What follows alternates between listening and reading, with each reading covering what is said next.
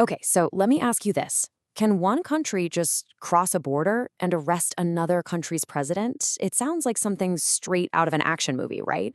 But what if it actually happened? Let's dive into what the explosive legal and political fallout would really look like. So just imagine waking up to this headline. It's January 2026, and this is the reality. U.S. forces have just carried out what they're calling a large-scale strike inside Venezuela. And their targets? The sitting president, Nicolás Maduro, and his wife, Cilia Flores. They've been captured, they're on a plane, and they're headed to New York to face criminal charges in a U.S. court. Now, an event is huge, this seismic, it's never just one story. Right away, two completely different narratives, two completely different realities start to take shape. So on one side, you have the US government trying to frame this as just simple law enforcement. Hey, we're just making an arrest on some old drug trafficking charges, nothing to see here. But on the other side, Venezuela, and frankly a lot of the world, are seeing something totally different. To them, this is an illegal kidnapping and a straight-up act of aggression against a sovereign country. And that brings us right to the heart of the matter. Forget the political spin for a second. What does the actual rule book, what does international law have to say about something like this? Let's really get into the nitty-gritty here, because you might think this is some big gray area, but the legal consensus is actually surprisingly clear. It really boils down to two huge fundamental principles. First, you've got Article 2.4 of the UN Charter. Seriously, legal experts call this the bedrock of the whole system. It's the absolute core of how countries are supposed to interact, and it basically says you just can't use military force against another country's territory or independence.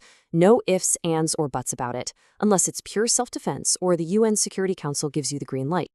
And then, beyond just the use of force, there's the person they arrested. See, there's this other huge rule in international law about head of state immunity. It gives sitting leaders, and even their spouses, total immunity from being prosecuted by another country. To put it simply, you can't just decide to go arrest another nation's president on their own turf. And listen, this isn't some fringe opinion we're talking about. Legal analysts, like this one from Just Security, were pretty much unanimous. Because the whole operation happened inside Venezuela without their permission, it was a textbook, crystal clear violation of the UN Charter. In fact, international law has a very specific and very heavy name for this: the crime of aggression. And that term has a massive historical weight. It was prosecuted at the Nuremberg trials as the supreme international crime. So this isn't just about breaking some obscure rule. It's seen as committing the one act that could unravel the entire system that's supposed to keep world peace. And here's where it gets really ironic, legally speaking. By using military force, the U.S. accidentally changes the legal status of the people they just captured. Suddenly, Maduro isn't just a criminal defendant anymore. He's legally a prisoner of war, protected by the Geneva Conventions, and his wife isn't an accomplice, she's a protected civilian detainee. That one little detail completely blows up the whole "this is just a law enforcement" story. Okay, so the legal verdict from the experts was in, and it was pretty clear-cut. But what about the court of global opinion? Well, the world's reaction was, if anything, even more decisive. The condemnation started right at the very top. The head of the United Nations, Secretary General Antonio Guterres, did not mince words at all. He called it a dangerous precedent and said flat out that the fundamental rules of international law had been broken. And from there, it was like a waterfall. The UN Security Council scrambled for an emergency meeting. A top UN expert immediately labeled the strike illegal aggression. Even the Organization of American States, which is a regional body, instantly called for de-escalation and a return to the rule of law. The global pushback was massive, and it left the U.S. almost completely on its own. A huge group of Latin American countries rejected the strikes. Russia and China called it what it was: armed aggression. European leaders talked about needing a solution without external force.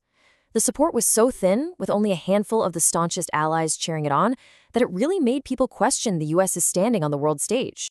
All right, so if the whole world condemns it, and international law pretty clearly forbids it, what about the law back in the United States? Can a U.S. president actually be held accountable for doing something like this? And this is where you see a huge clash right inside the U.S. system. The administration would claim it has these broad powers to enforce laws anywhere in the world. But the U.S. Constitution is pretty clear. Article 1 gives the power to declare war exclusively to Congress, not the president.